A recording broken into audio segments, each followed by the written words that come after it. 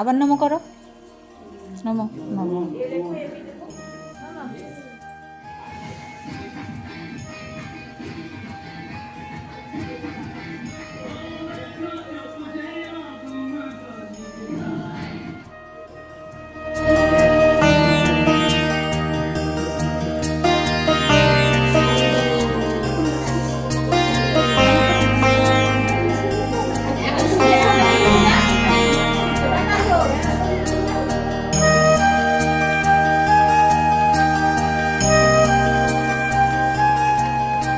নমস্কার, ভালো আছেন সবাই?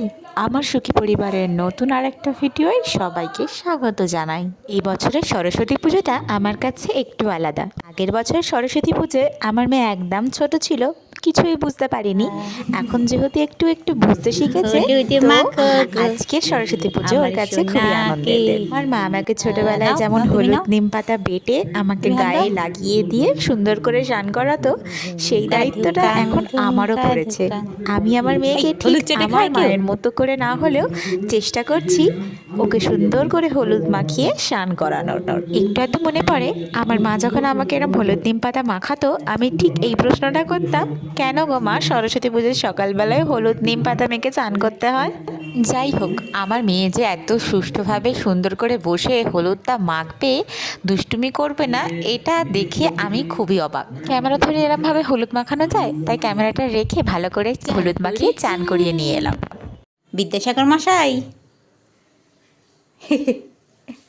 পালাই না পালাই না, পড়ে যাবে পড়ে যাবে, এসো এসো এসো, তোমার মুছে দিয়ে এসো।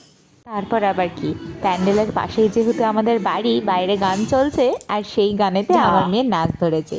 ওর খোপাটা কি সুন্দর হয়েছে দেখেছো? মোটে তাকে সাজাতে দিচ্ছেন। নাচো নাচো নাচো, উপর নিচ করো।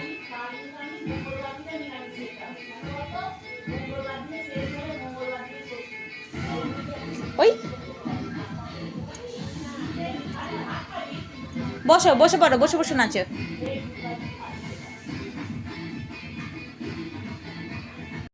আনন্দখানা দেখো খালি, গান শুনলেই যেখান থেকে হোক নাচা স্টার্ট। নাচতে নাচতে পড়ে যাচ্ছে, আবার নিজেকে একটু সামলে নিয়ে আবার নাচ শুরু করে দিচ্ছে।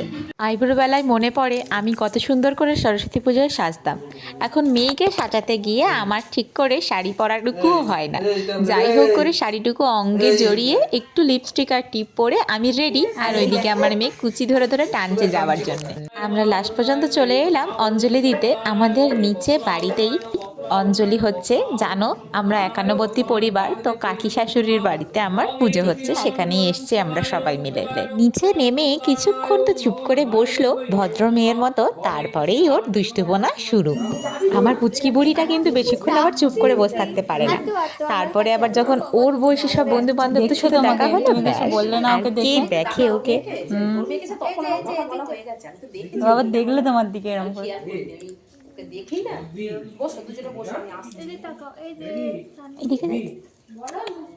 হাম্পি দিয়ে দাও বাবা।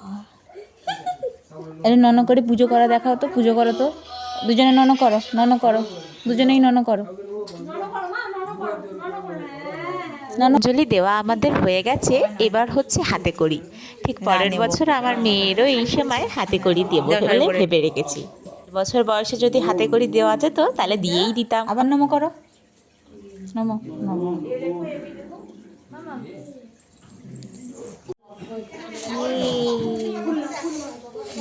নন করো, নন করো।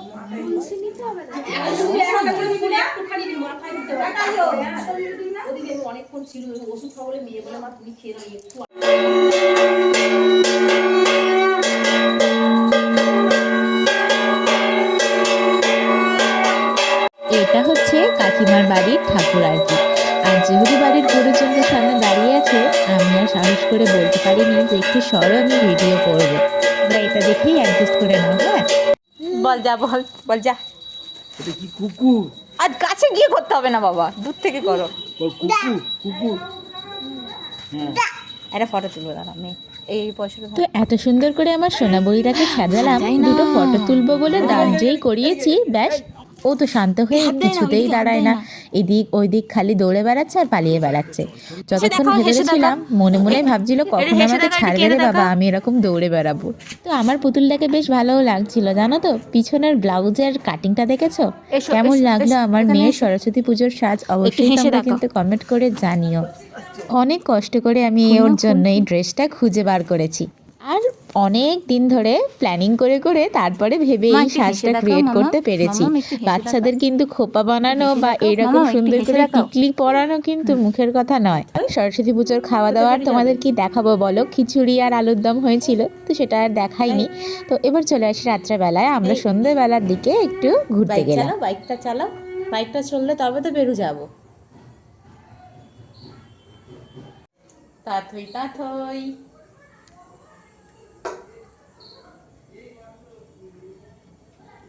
ঘুরতে যাওয়া বলতে ওই দিদুর কাছে ওকে একটু রেখে দিয়ে আমরা দুজনে একটু আমাদের দুজনের মতো সময় স্পেন্ড করা আর কি।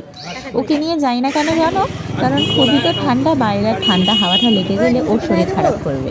সেই জন্য একটুখানি নিয়ে ওকে দিদার বাড়িতে রেখে একটু ফুচকা খেয়ে তারপরে আবার ওকে নিয়ে বাড়ি চলে এলুম। ঠান্ডাটা যতদিন না কমছে সন্ধেবেলায় ওকে নিয়ে বেরোতে একটু ভয়ই করে, সেজন্য ওকে দিদার বাড়িতে রেখে তারপরে আমরা যেখানে যাওয়ার যাই।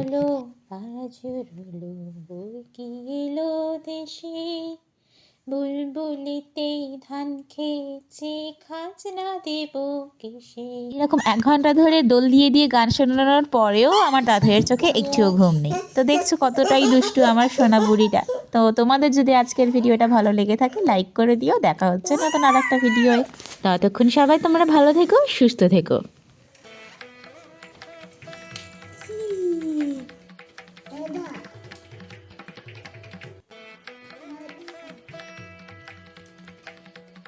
টুকি।